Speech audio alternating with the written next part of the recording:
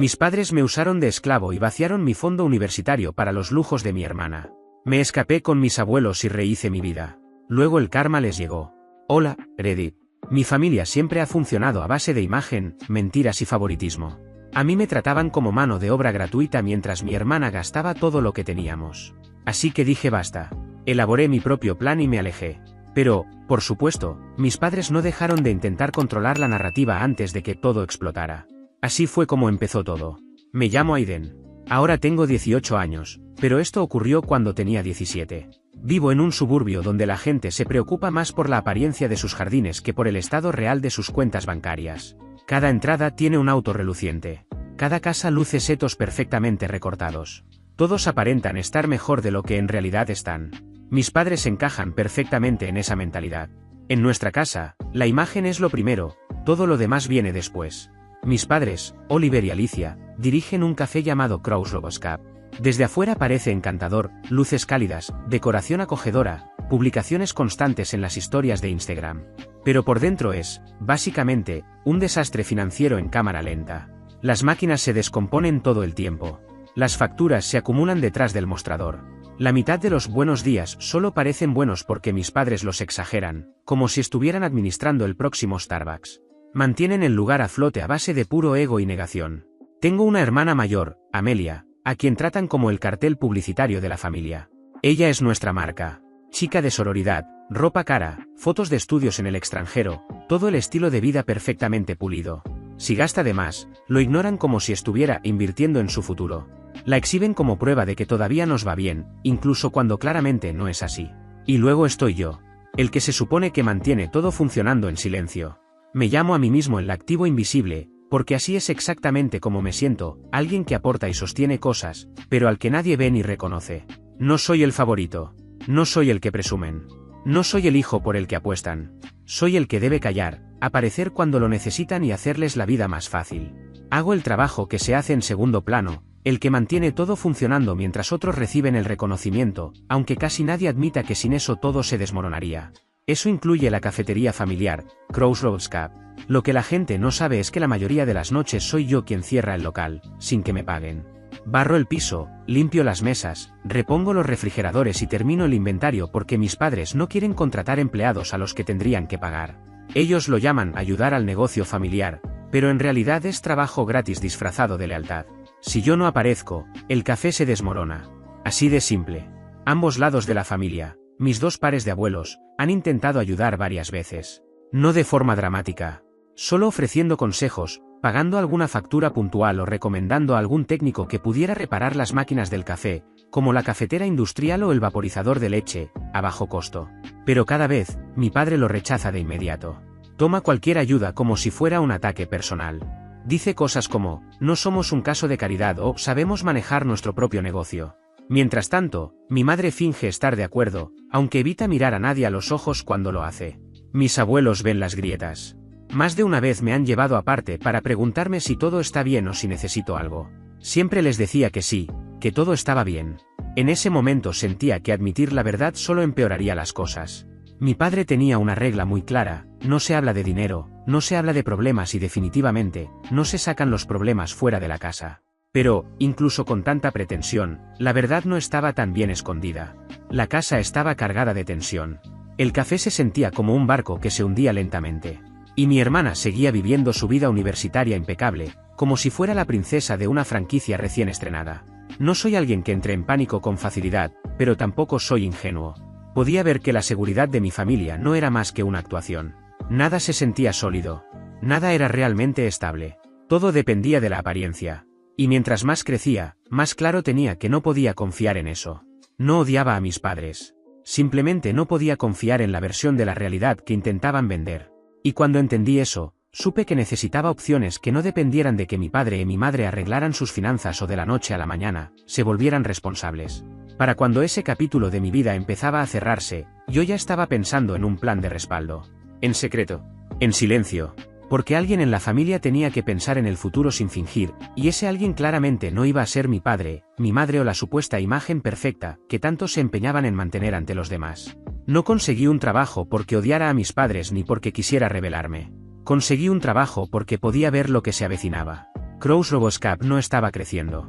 Los gastos de mi hermana no disminuían. Y mi padre actuaba como si admitir estrés financiero fuera a matarlo. Sabía que, si no me preparaba yo, nadie más lo haría. Así que decidí construir mi propia red de seguridad, en silencio. Durante el día era solo otro estudiante de secundaria, tareas, proyectos en grupo, prácticas, cosas normales. Pero cuando terminaban las clases, cambiaba de rol. Algunas noches iba directamente al boliche, donde conseguí un trabajo de medio tiempo limpiando pistas y mesas. Otras tardes recibía un mensaje de mi padre, alrededor de las 3, que decía algo como, ven al café a las 8. Hace falta que haya más movimiento para la hora de la cena. Eso significaba que tenía que ir para que el lugar no pareciera vacío, ayudar en lo que hiciera falta y al final, quedarme a cerrar, sin cobrar. Aprendí rápido que mi vida tenía que avanzar en 2 vías si quería tener alguna oportunidad en el futuro. Así que mantenía la cabeza baja en la escuela, cumplía en el empleo que tocara ese día y terminaba la noche limpiando máquinas de espresso en Crow's Roboscap. Para que todo encajara, empecé a planificar como alguien que esperaba ser descubierto tarde o temprano. Llevaba un pequeño cuaderno escondido en mi mochila donde anotaba cada hora trabajada, cada dólar ganado y cada dólar ahorrado. No era mucho, pero era algo. Guardaba el efectivo en una vieja caja de lápices debajo de mi cama, junto con recibos importantes. Me decía a mí mismo que no estaba escondiendo nada. Me repetía que solo estaba siendo organizado. Pero la verdad era otra, no quería que mis padres supieran cuánto tenía, porque en el momento en que lo supieran, dejaría de ser mío. Después conseguí trabajo en una librería. Ahí conocí a Ronan, un tipo de finales de los 20 que trabajaba en 2 empleos y no romantizaba absolutamente nada. Hablaba del dinero como la gente habla del clima, directo y sin dramatismo. Un día me vio haciendo cuentas durante el descanso y dijo, bien, empieza a organizar tu dinero desde ahora. Las familias se complican cuando se trata de plata. Me encogí de hombros, fingiendo no entender. Me miró fijamente y añadió, he visto a muchos chicos pensar que sus padres se encargarán de todo. No lo hacen. Pon en orden tus propios papeles. Ahorra lo que puedas y no le digas a nadie cuánto has ahorrado. Así es como te mantienes a salvo. Ese consejo se me quedó grabado. Ronan no era dramático, era práctico. Me hizo entender lo rápido que las cosas pueden torcerse cuando la gente siente que está perdiendo el control. Así que seguí ahorrando en silencio. Y trabajando en silencio. Pensé que mantenerme bajo el radar sería suficiente. No lo fue. La traición vino de una vecina llamada la señora Evelyn. No era malvada, solo una de esas madres suburbanas que lo nota todo porque no tiene nada mejor que hacer. Una tarde entró en la librería para comprar una tarjeta de felicitación. Se quedó paralizada cuando me vio detrás del mostrador. Sonreí con torpeza y dije, hola. Ella me devolvió la sonrisa como si acabara de descubrir un cupón que no debía tener. La señora Evelyn no solo me conocía, era clienta habitual de Crow's Roboscap, de las que llaman a mi madre, cariño, y preguntan por la familia como si fueran parte de ella. En nuestro vecindario, que un chico trabajara en una tienda no significaba que fuera responsable. Significaba que algo andaba mal en casa. Eso significaba que el café no estaba generando lo suficiente.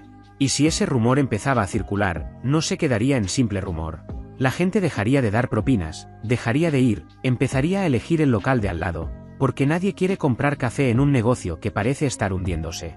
A la mañana siguiente, mi padre me esperaba en la cocina. Tenía los brazos cruzados y la mandíbula tensa. Así que ahora estás trabajando, dijo, lo bastante alto como para que la frase retumbara en la habitación. Sí, le respondí. No tenía sentido mentir. ¿Entiendes lo que acabas de hacer?, me dijo alzando la voz. La señora Evelyn entra ahí, se lo cuenta a 3 personas más, y para la hora del almuerzo todo el mundo piensa que Crow's Roboscap ni siquiera puede permitirse mantener a su propio hijo sin que tenga que trabajar. Hizo una pausa y añadió. Así es como mueren los negocios en este pueblo. Primero los susurros, después los números. Mi madre estaba junto al fregadero, negando con la cabeza como si esto fuera un escándalo, no un empleo. Mi hermana apareció a mitad de los gritos y se echó a reír. ¿Estás trabajando en una tienda? ¿En serio? Eso es vergonzoso para toda la familia. La ira no tenía que ver con reglas ni con mi bienestar. Tenía que ver con la imagen, con la óptica. Mi padre caminaba de un lado a otro como si estuviera representando su indignación frente a una audiencia invisible. La gente pensará que no podemos mantenerte, dijo. ¿Quieres que haya rumores sobre nuestras finanzas? No respondí. Cualquier cosa que dijera habría empeorado la situación. Esa noche, los gritos se transformaron en una negociación que en realidad no lo era. Renuncia al trabajo y yo me encargo del pago de tu matrícula cuando entres a la universidad. Toda, dijo mi padre. Tú concéntrate en la escuela. Yo me ocupo del dinero. Lo dijo con total seguridad, como si mi renuncia fuera a arreglarlo todo por arte de magia. Mi madre asintió como si se tratara de una oferta generosa. Mi hermana estaba detrás de ellos, con los brazos cruzados y una sonrisa de superioridad. La presión en la casa era constante. Así que renuncié. Al día siguiente entré en la librería y le dije al gerente que no podía continuar. Pareció decepcionado, pero lo entendió. Ronan me dio una palmada en el hombro y dijo: «Cosas de familia». Solo asentí. En el momento en que renuncié, lo sentí en el estómago. Acababa de perder mi única palanca. Cuando regresé a casa, mi padre estaba tranquilo. Demasiado tranquilo.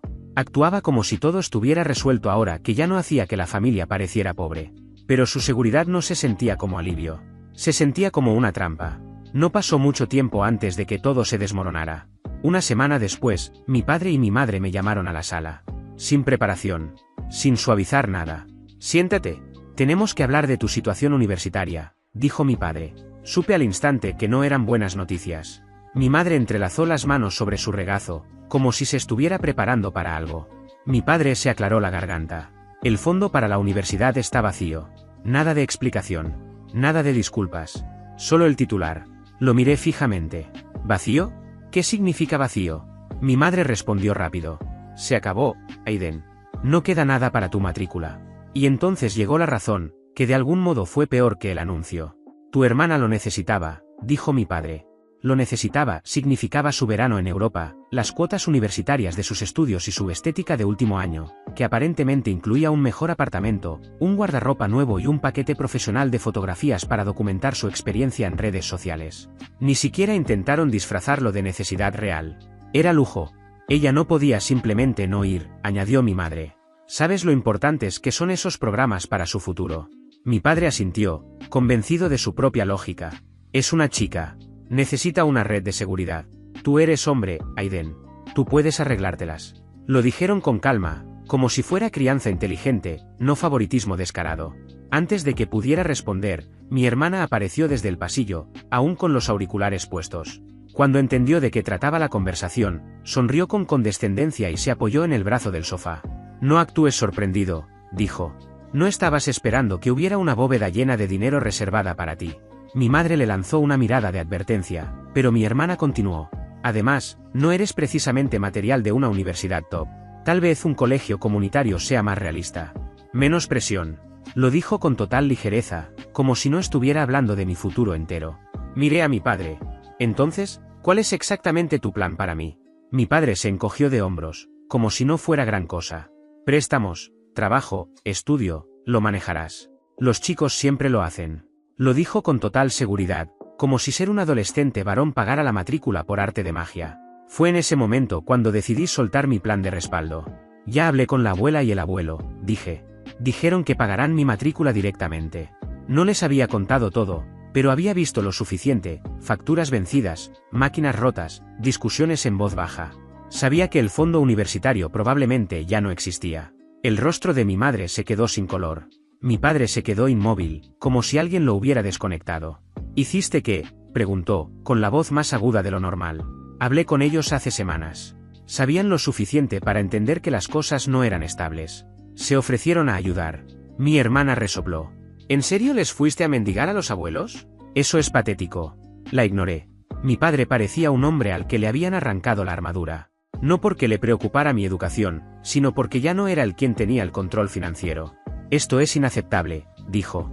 «No vas a nuestras espaldas a involucrar a mis suegros en asuntos privados». «Ellos se ofrecieron», respondí. «Y acepté porque necesitaba un plan real». Mi madre susurró. «Aiden, debiste venir a nosotros primero». «Lo hice». «Prometiste encargarte, y luego me dijiste que el dinero había desaparecido». Ahí fue cuando el ego de mi padre se quebró de verdad. «Los estás extorsionando», gritó. «Los manipulaste con alguna historia triste para que paguen por ti. Nos estás haciendo quedar como incompetentes». Se levantó y me señaló como si yo fuera una amenaza para la marca familiar.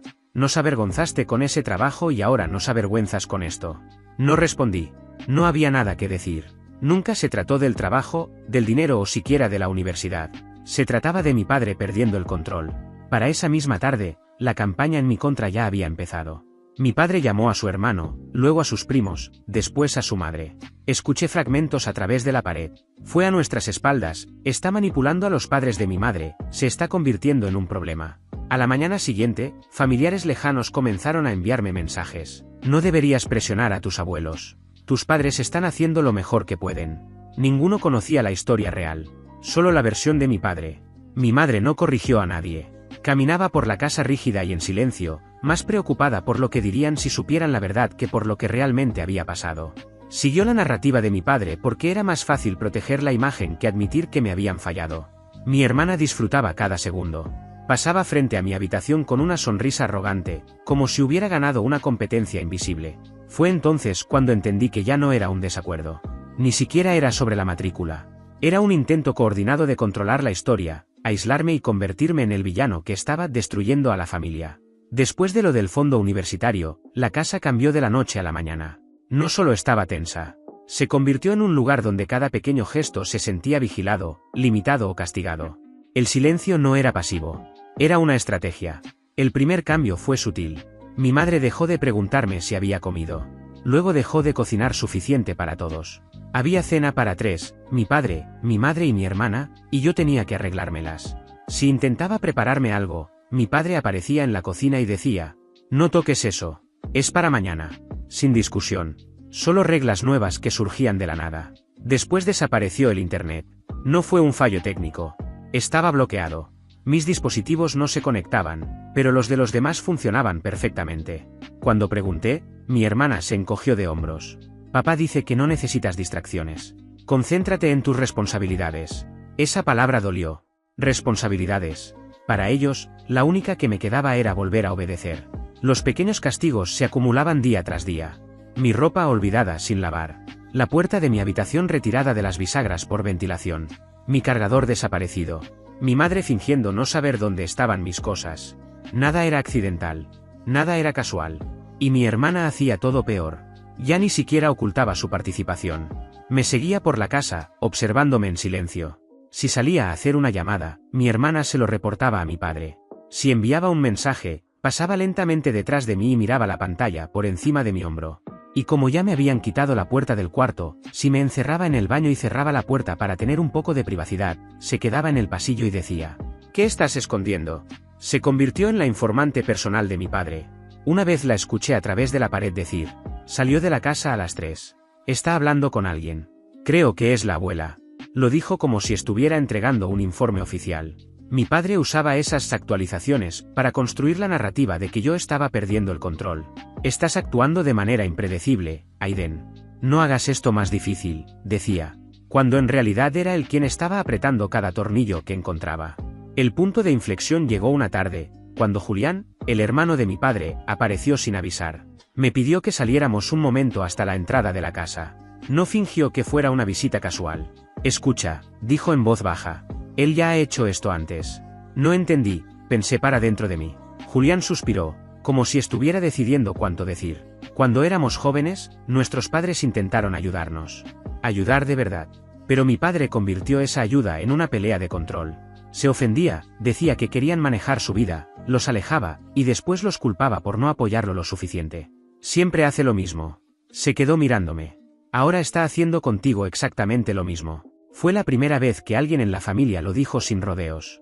Mi padre necesita sentirse por encima de alguien, continuó Julián. Necesita tener el control. Y cuando siente que lo está perdiendo, reacciona mal. Se vuelve rencoroso. Castiga. Por eso tienes que protegerte. Antes de que pudiera responder, me entregó una pequeña carpeta. Empieza por esto. No lo dejes para después. Dentro había una lista clara y concreta: tarjeta de seguridad social, certificado de nacimiento, pasaporte, documentos bancarios, cualquier papel relacionado con mi identidad o con mi futuro. Si él tiene esos documentos, dijo Julián, tiene poder sobre tus decisiones. Puede retrasarte, bloquearte cosas, complicarte la vida. Guárdalos en un lugar seguro. Asentí.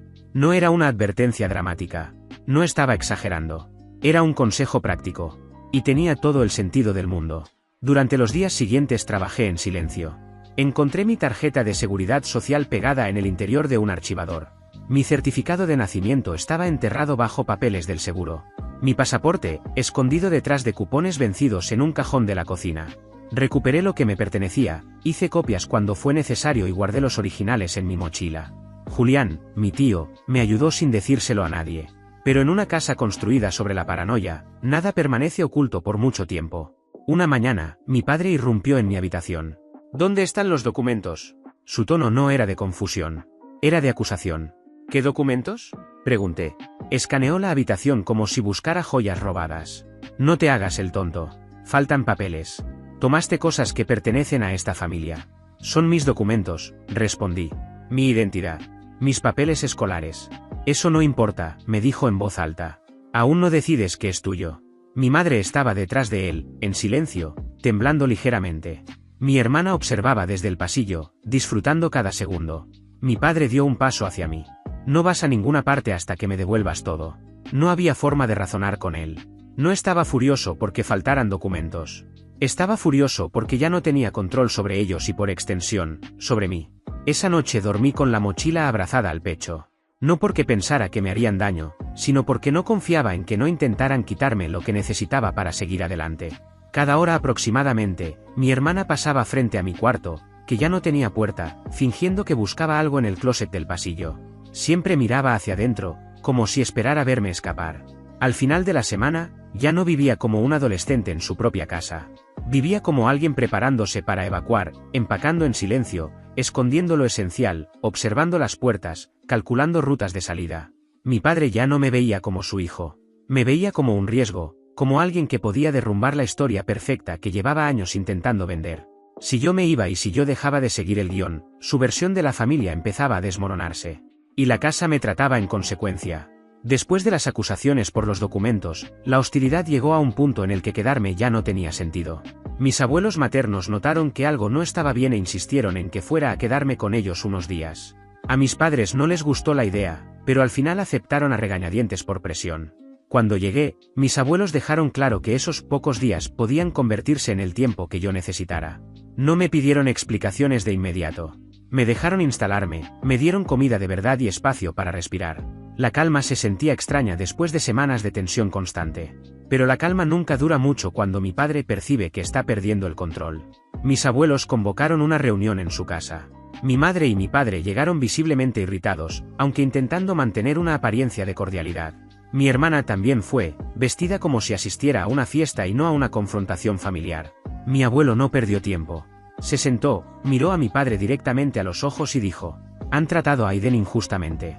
Y ya no vamos a ignorarlo». Mi padre resopló. «No conocen la situación completa». Mi abuela intervino con firmeza. «Sabemos lo suficiente. Sabemos que el fondo universitario se gastó en lujos para Amelia en lugar de apoyar a ambos hijos. Sabemos que Aiden ha estado trabajando en silencio sin reconocimiento. Y sabemos que lo han hecho sentirse inseguro en su propia casa». Mi madre se quedó inmóvil.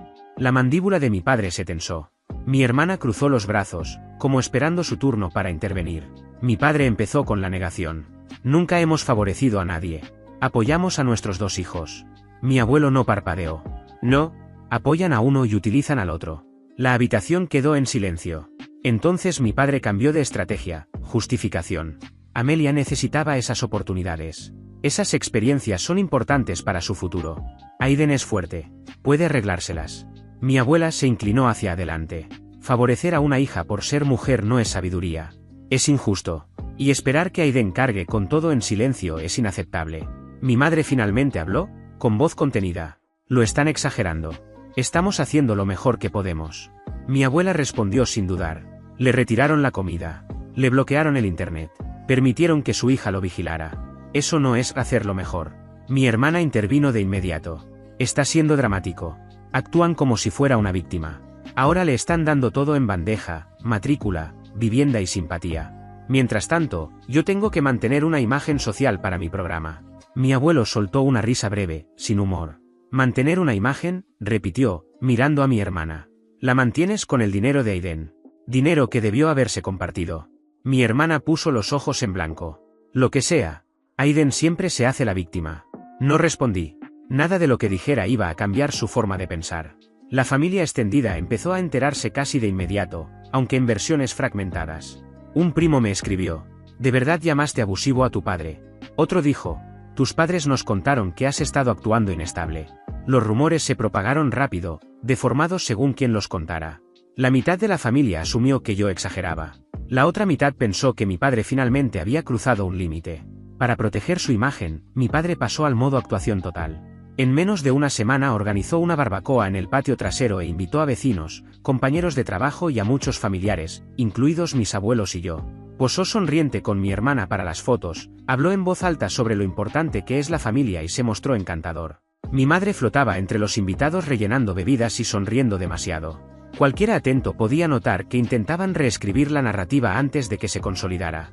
En un momento de la barbacoa, mi padre me llevó aparte. «Estás confundiendo a todos», dijo entre dientes. «Estás haciendo que esta familia parezca dividida». «Estamos divididos», respondí. Ignoró mi comentario. «Todo lo que tenías que hacer era confiar en nosotros. Pero corriste con tus abuelos y nos hiciste quedar como débiles». Me alejé sin discutir. Sabía que cuanto menos dijera, menos podría distorsionar después. Unos días más tarde, mi padre y mi madre fueron a casa de mis abuelos para otra conversación. Esta vez no era una confrontación. Era una propuesta. Mi padre empezó con un tono demasiado calmado, lo que casi siempre significaba problemas. «Estamos dispuestos a ayudar con tu matrícula», dijo. «Pero hay condiciones». Mi madre asintió. «Vas a aclarar públicamente que tus abuelos no pagarán tu universidad», continuó mi padre. «Dirás que fue un malentendido. Nos agradecerás por nuestro apoyo y le dirás a quien pregunte que todo está bien ahora». Lo miré fijamente. «¿Quieren que mienta?» «Queremos que corrijas la narrativa», respondió mi madre rápidamente. Mi padre añadió. «¿Quieres ir a la universidad, no? Esta es la forma más limpia de hacerlo». Negué con la cabeza de inmediato. «No lo haré». La expresión de mi padre se endureció. «¿Por qué no?» «Porque no están ofreciendo ayuda», dije. «Están ofreciendo un encubrimiento». Dio un paso hacia mí. «¿Te das cuenta de lo que estás rechazando?» «Ya tengo la matrícula cubierta», dije. «No tienes nada que ofrecer». Por un momento, la habitación quedó completamente en silencio. Mi madre parecía avergonzada. Mi padre, peligroso. «¿Crees que has ganado porque tus abuelos intervinieron?», preguntó en voz baja. «¿Crees que esto se acabó?» Mi abuelo se levantó entonces, pero mi padre alzó una mano. «No, quiero que lo oiga», dijo mi padre. Se inclinó lo suficiente para que solo yo pudiera escuchar lo siguiente. «No he terminado contigo». No lo dijo gritando ni con dramatismo, sino con una certeza fría. Ese fue el momento exacto en que entendí algo con claridad. No estaba intentando arreglar nada. Se estaba preparando para el siguiente ataque, y no le importaba a quién tuviera que arrastrar con él. Desde el momento en que dejé de cubrir los turnos de cierre en Crossroads Cup, el declive empezó a hacerse evidente. No tardó mucho. Los clientes recibían pedidos incorrectos. Las mesas quedaban sucias. El vaporizador de leche se averió y permaneció sin reparar durante días. Un cliente habitual incluso publicó en línea: «¿Qué le pasó a este lugar? Antes era genial». Mi padre fingió no ver los comentarios, pero cualquiera que entrara podía notar que algo andaba mal. Ya no estaba allí todas las noches, pero en un suburbio como el nuestro los rumores vuelan, y Julián completó el resto cuando pasó por la casa de mis abuelos.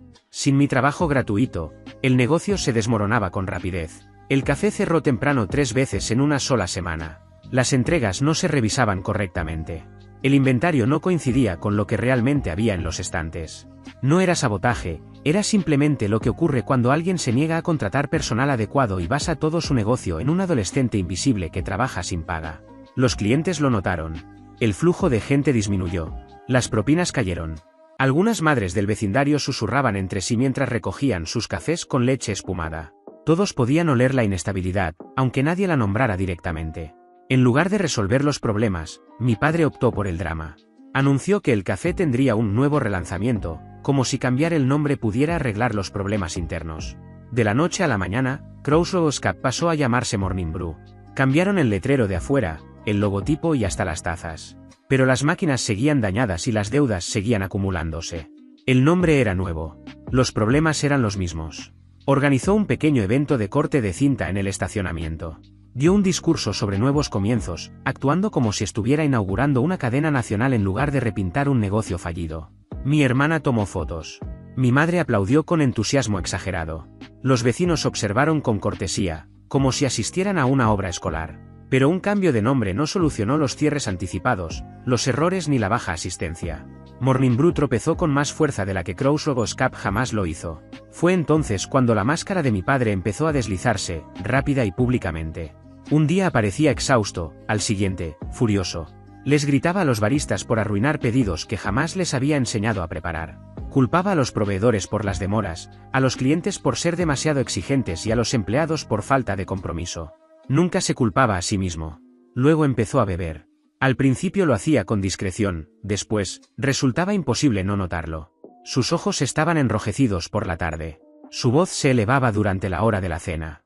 Caminaba de un lado a otro, discutía más y repetía las mismas frases, como un hombre ensayando excusas para un colapso que sabía que se acercaba. En casa, la situación era peor. Mi madre intentaba mantener la apariencia intacta, pero las grietas ya eran imposibles de disimular. Una mañana, ella fue a la casa de mis abuelos y en la cocina de ellos, la escuché discutir con mi abuela por dinero.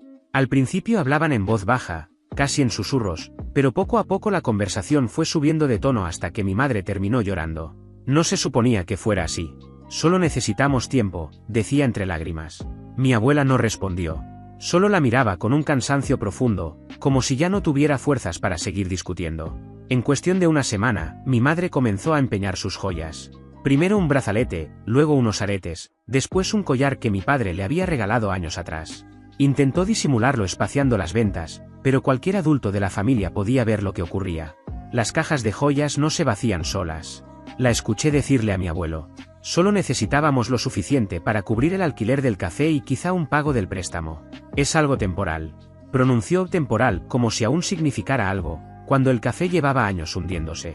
Cuando mi padre se enteró, no reaccionó como un esposo preocupado por las facturas.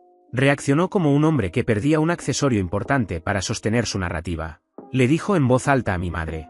¿Y cómo se supone que aparezcas en eventos sin nada decente que ponerte? No le importaba que vendiera esas piezas para evitar que el café colapsara.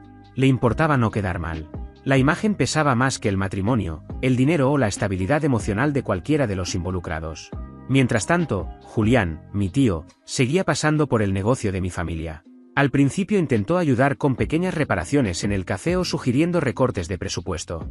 Mi padre descartaba cada propuesta antes de que Julián terminara de hablar. Julián me lo dijo en privado. Está repitiendo el viejo ciclo. Entra en espiral, culpa a todos los demás y luego intenta reconstruir la fantasía. Insistió en hacer una intervención. Habló con ambos pares de abuelos, buscando apoyo para sentar a mi padre y mi madre y hacerlos entrar en razón. Quería que mi madre pudiera salir del caos el tiempo suficiente como para pensar con claridad, y que mi padre entendiera que estaba tomando decisiones impulsivas, actuando sin medir las consecuencias, como si nada pudiera derrumbarse. No hablaba desde el dramatismo, sino desde la realidad. Si no se detienen, van a quemar toda la estructura hasta los cimientos. Y eso era exactamente lo que se sentía, que todo estaba a punto de arder desde adentro. El café no solo estaba fracasando, estaba arrastrando a toda la familia con él. Los vecinos notaban las grietas. Los parientes lejanos susurraban sobre el comportamiento de mi padre. Mi madre apenas lograba mantenerse en pie. Mi hermana seguía publicando fotos impecables, como si nada de aquello existiera. Y mi padre caminaba por el pueblo fingiendo que todo estaba bien, mientras perdía el control de cada aspecto de su vida. Por primera vez, el problema ya no era solo entre mis padres y yo. No se trataba únicamente de la matrícula, del favoritismo o de una discusión mal resuelta. Era el sistema completo colapsando en público. Todos podían verlo. Todos podían sentir la presión. Y nadie, ni siquiera mi padre, podía fingir que se trataba de un simple malentendido. El día de la mudanza a la universidad debería haber sido normal, estudiantes cargando cajas, padres llorando, compañeros de habitación presentándose con torpeza. El mío empezó así durante unos 10 minutos, lo suficiente como para pensar que lo peor había quedado atrás. Mis abuelos estaban conmigo, ayudándome a instalarme en el dormitorio. El tío Julián se apoyaba junto a la puerta, revisando un paquete de documentos legales que había traído por si acaso. Entonces todo cambió. Una mujer con una credencial del campus y una radio enganchada al cinturón se acercó. ¿Eres Aiden?, preguntó. Tenemos una situación abajo. Tu padre está en la recepción insistiendo en que te están inscribiendo contra tu voluntad. Mis abuelos se quedaron inmóviles. Julián no. Exhaló por la nariz, como si nada de aquello lo sorprendiera, y murmuró. Sabía que haría algo así. Cerró la carpeta con calma. Bajamos en el ascensor. Antes de que las puertas se abrieran por completo, escuchamos la voz de mi padre retumbar por el pasillo. Lo están presionando, gritaba. Ni siquiera entiende lo que está firmando. Sus abuelos lo están empujando a esto. Un miembro del personal intentó intervenir, pero mi padre elevó aún más la voz. Está inestable, gritó, como si la palabra estuviera ensayada. No está en su sano juicio. No pueden permitir que se inscriba así. Un grupo de padres y estudiantes de primer año permanecía alrededor, fingiendo no mirar. Seguridad mantenía distancia, intentando desescalar la situación sin convertirla en un espectáculo, pero ya era imposible evitarlo. Mi padre no susurraba acusaciones, las proclamaba. Cuando me vio, señaló como si hubiera descubierto a un criminal. Ahí está. No pueden dejarlo firmar nada. No está mentalmente capacitado para tomar decisiones. Julián se colocó entre nosotros de inmediato. Oliver, basta. No tienes autoridad legal aquí. Aiden ya tiene 18 años. Mi padre lo ignoró. Aiden, ven a casa. Esto no eres tú. Te están usando por dinero. Están controlando tu vida. No levanté la voz. No, papá. No me voy a ningún lado. Me están ayudando porque tú no lo harías. Eso fue gasolina al fuego. Ahora crees que eres mejor que yo, gritó. Andas por ahí como si te hubieras construido solo. No eres nada sin mi apellido. Los estudiantes alrededor comenzaron a observar abiertamente. Mi padre continuó. Esto es culpa tuya. Todo. Tú y tus abuelos arruinaron todo. Dio un paso hacia adelante, como si quisiera acorralarme. Julián se movió más rápido y lo bloqueó sin tocarlo. Mi padre, dijo en voz baja. Aléjate. No sumes cargos criminales a tus problemas. Por un instante, mi padre pareció desconcertado de que su propio hermano no estuviera de su lado.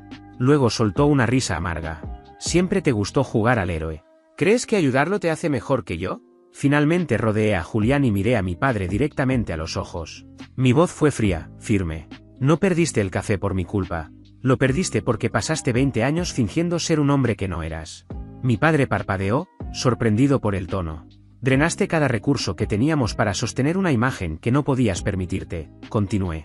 Apostaste el negocio por orgullo. Dejaste que mi hermana se gastara el fondo universitario como si fuera dinero para decorar. Mamá está vendiendo sus joyas. Y tú le cambiaste el nombre al café, como si un letrero nuevo pudiera arreglar un negocio que nunca dio ganancias reales. Miró alrededor, de pronto consciente de que la gente escuchaba. Y ahora, continué, estás en el pasillo de una universidad gritando mentiras porque ya no puedes controlarme.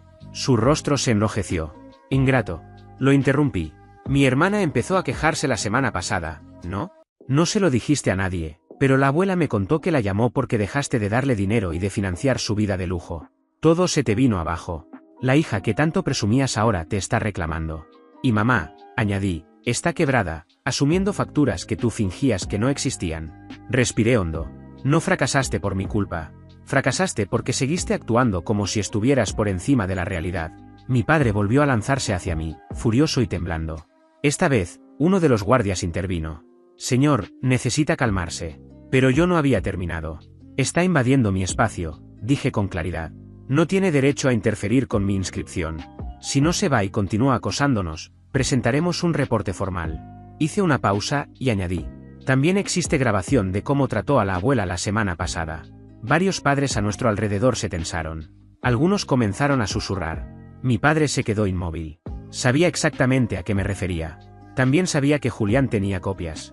3 días antes, durante una discusión, había sujetado a mi abuela del brazo con demasiada fuerza, y mi madre lo había apartado. La cámara de seguridad del porche lo captó con claridad. Julián lo respaldó esa misma noche.